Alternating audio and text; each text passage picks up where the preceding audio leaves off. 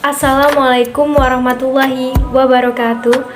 Perkenalkan, saya Melinda Kusumasari dengan NIM 06021282227016. Di sini saya akan membahas tentang pengetahuan bahasa Indonesia dan pandangan terhadap bahasa Indonesia.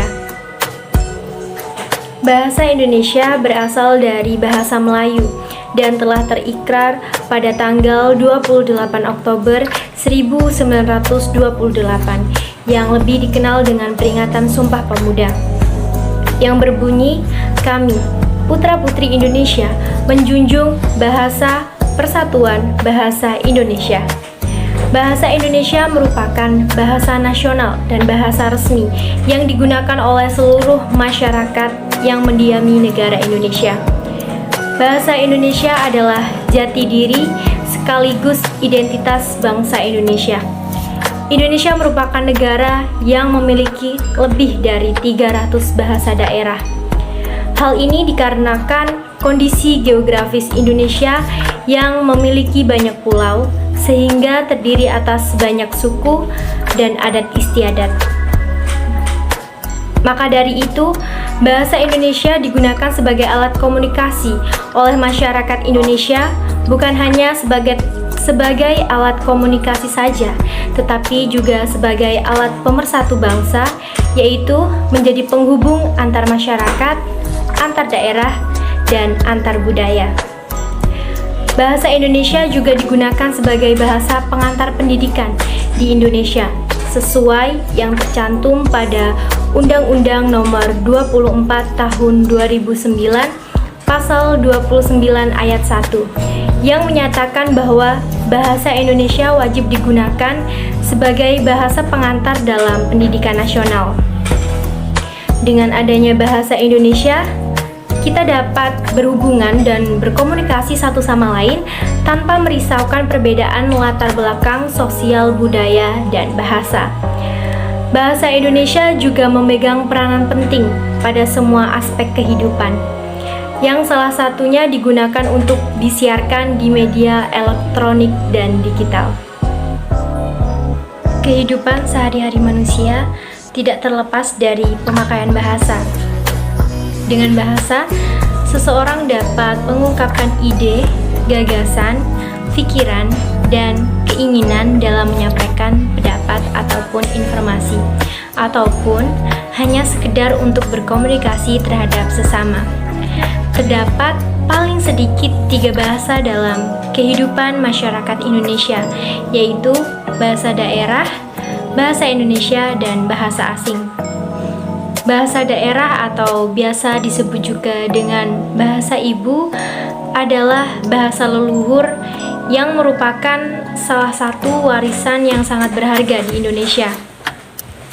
Bahasa daerah ini pula yang membawa Indonesia sebagai negara dengan bahasa terbanyak kedua di dunia setelah Papua Nugini. Berdasarkan penelitian untuk pemetaan bahasa di Indonesia yang dilaksanakan oleh Badan Pengembangan Bahasa dan Pembukuan Kementerian Pendidikan dan Kebudayaan yang dilakukan sejak tahun 1991 hingga 2019. Bahasa daerah di Indonesia yang telah diidentifikasi dan divalidasi terdapat sebanyak 718 bahasa dari 2.560 daerah. Pengamatan ini tidak termasuk dialek dan subdialek dari bahasa-bahasa tersebut, yang tentunya dialek dan subdialek juga membawa perbedaan, diawali dari Ikrar Sumpah Pemuda. Bahasa Indonesia mempunyai peranan yang penting terhadap perkembangan sumber daya manusia di Indonesia, terutama pada generasi muda. Lalu, seberapa besar pengaruh perkembangan ini terhadap bahasa Indonesia? Bagaimana pandangan kita sebagai generasi muda terhadap bahasa Indonesia saat ini, seiring berkembang pesatnya globalisasi di Indonesia? Yang selanjutnya adalah pandangan terhadap bahasa Indonesia. Bahasa Indonesia sangat kita perlukan untuk menjalin kerjasama antar sesama rakyat Indonesia. Oleh karena itu, pengajaran bahasa Indonesia di pendidikan sangat diperlukan.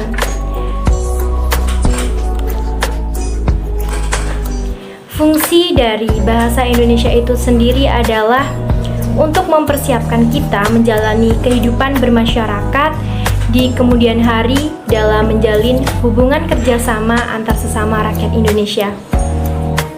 Saat ini, bahasa Indonesia sudah sangat berkembang seiring perkembangan zaman yang dipengaruhi oleh banyak faktor. Nah, salah satu faktornya yaitu faktor teknologi, sehingga menimbulkan variasi-variasi bahasa baru dalam bahasa Indonesia. Bahasa Indonesia saat ini juga berkembang semakin baik, apalagi dengan makin diminatinya bahasa Indonesia oleh masyarakat internasional dan dijadikan bahan pembelajaran di negara-negara asing seperti Australia, Belanda, Jepang, Amerika Serikat, Inggris, Cina, dan Korea Selatan. Sehingga itu semua membawa peluang untuk menjadikan bahasa Indonesia sebagai bahasa internasional. Namun, seiring berkembang pesatnya globalisasi, generasi muda di Indonesia rentan terpengaruh oleh kebudayaan asing.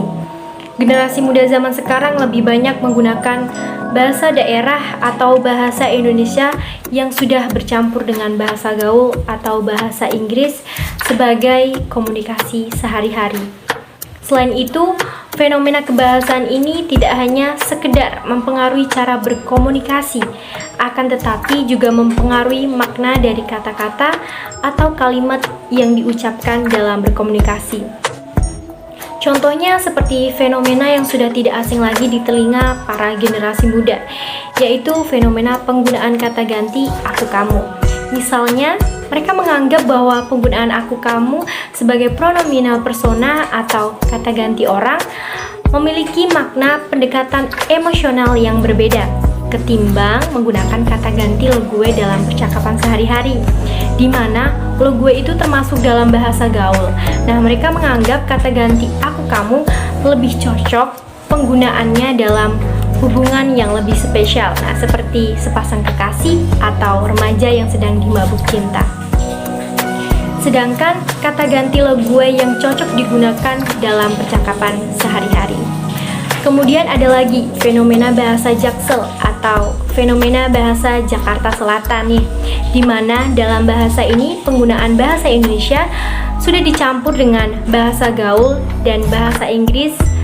Sebagian dari mereka merasa bangga dan merasa lebih gaul jika menyelipkan bahasa asing secara sepotong-sepotong daripada menggunakan bahasa Indonesia secara utuh dalam berkomunikasi. Hal ini disebabkan karena penggunaan bahasa asing sudah menjadi standar pandangan masyarakat terhadap status sosial. Para generasi muda beranggapan jika menggunakan bahasa Inggris dan bahasa gaul tersebut, seseorang akan merasa keren dan lebih tren dibandingkan menggunakan bahasa Indonesia yang baik dan benar. Kemudian juga muncul stigma negatif nih, jika ada orang yang berbicara dengan bahasa Indonesia baku, orang tersebut dianggap kolot, sehingga muda-mudi lebih memilih menggunakan bahasa Indonesia yang sudah dicampur dengan bahasa slang atau bahasa gaul.